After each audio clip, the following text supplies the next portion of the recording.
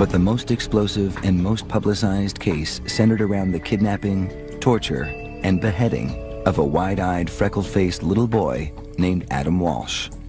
I always say if you could have ordered a son out of a catalog, that would be the little boy you would order. And I loved him more than anything in the world. John Walsh and his wife Reve have replayed that day over and over. One moment, Adam is playing video games at a Sears store. The next minute, he's gone, vanished. There were shoppers all around, even a security guard. It was the middle of the day, yet no one really saw much of anything. Unfortunately, none of them panned out, and we really don't think we have a good, solid witness that saw what happened to Adam. The sun went down, the store closed, and Adam was nowhere to be found. Reve put signs all over the car. Adam, we're still looking for you. Adam, please stay here, anything. And, you know, when nightfall came, it was unbearable because now it wasn't light out anymore. And that's when the harsh reality comes in that your things are not going the right way. It's unbearable. A massive search was launched. Helicopters looked from above, while friends of the Walshes, even strangers, walked through fields, combed the area, hoping for a sign or a clue, but none came. We'd appreciate anyone with any information about him or have seen him or think they saw him to please call the Hollywood police. Where was Adam? It would be a while before this man would say he knew where Adam was, and the others too. Was it possible?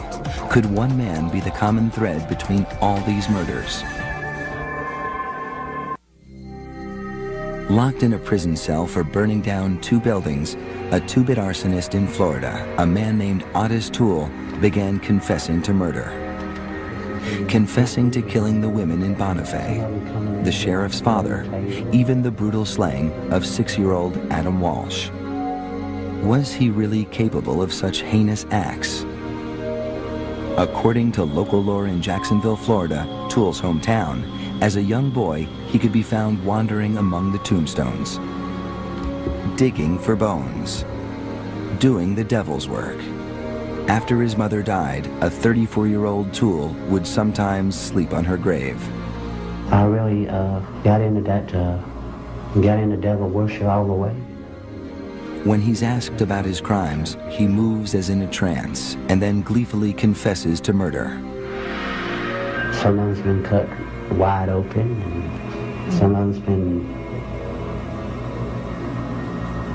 with a head, arms, and legs, and all that cut up. Detectives searched his face looking for a sign of the rottenness inside, looked into his eyes, and swore they saw Satan himself. Toole was trouble with a capital T, and trouble seems to always find trouble. So it was no real surprise when he hooked up with a convicted murderer, Henry Lee Lucas.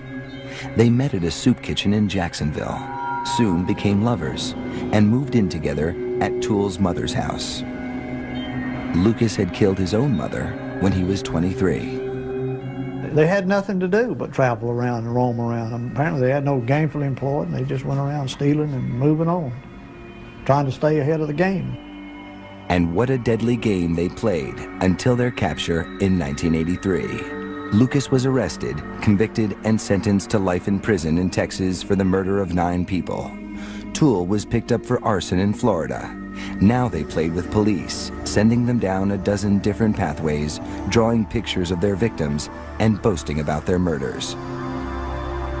Well, I've killed by strangulation, I've killed by knifings, I've killed by hit and runs, shootings, robberies, hangings, every type of crime, I've done it. It became a gruesome game of one-upmanship.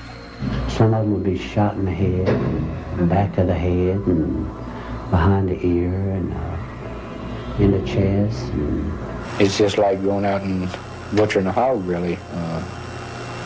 There's no difference. Lucas bragged to police that he killed more than 600 men, women, and children. Toole claimed 125 victims. Could Otis Toole have killed hundreds of people? And what about Adam Walsh? Was this self-professed serial killer the face behind Florida's most famous murder mystery? Lots of memories about him, how kind he was to everybody. He was the light of everybody's life, and he certainly was of mine. I waited my whole life to have that little boy. Memories are all John Walsh has left because on July 27, 1981, 6-year-old Adam was kidnapped from a mall in Hollywood, Florida. We're the parents of Adam Walsh, who's been missing since yesterday noon from the Hollywood Sears Mall on Hollywood Boulevard. 6.5 years. Reve Walsh, his mother, left Adam here, right at a new video game display, while she went a few aisles away to check out a lamp that was on sale. She left him for just a moment. And in that heart-stopping moment, Adam was gone. Police were baffled. How could a little boy disappear from a crowded store in the middle of the day? The parking lot full of shoppers. The police station just across the street.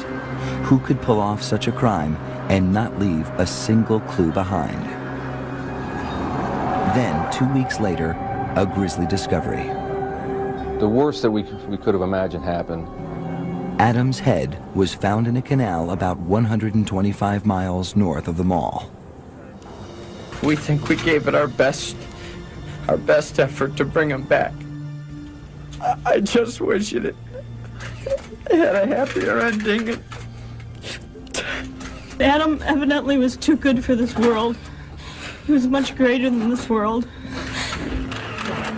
What kind of a monster could commit such a wicked act? 2 years later, a two-bit arsonist behind bars for burning down a couple of buildings in Jacksonville, Florida, would drop a bombshell. He claimed he wanted to come clean about the murder of a little boy. He made admissions that he had killed a young boy from the Fort Lauderdale area and killed him and took him and dumped his body. Very similar to what we believed happened with Adam. What he recounted, the things he said he did, were enough to make even the most hardened cop's blood run cold. In his words, Adam just came willingly with him to a certain point, to where he decided that he was safe to grab him without anyone seeing him and threw him in his car. He said that July afternoon, he locked Adam inside his 1971 Cadillac and drove off towards his home in Jacksonville. Along the way, Adam started crying, so he punched him in the face. At some point, he pulled off the road, used a machete, and decapitated Adam. He said he drove around with Adam's head and eventually tossed it into a canal. Adam's head was found at mile marker 130. His body was never recovered. This little boy had no chance when faced with so deranged a killer as Otis Toole. If he met anybody on the street, they'd be scared of him. He was a weird-looking individual. The way he carried himself, the way he looked, the way he communicated.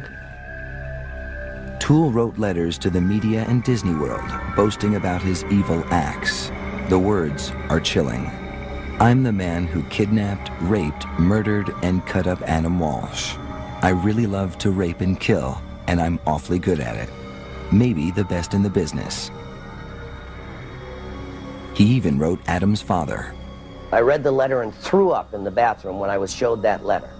I mean, here's a guy that admitted to me in a letter that he had murdered my son. I have the letter. He died in prison on September 15th, 1996.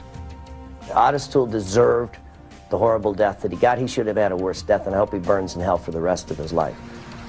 On a summer day, Adam Walsh was taken and brutally murdered. That's all anyone can say for sure.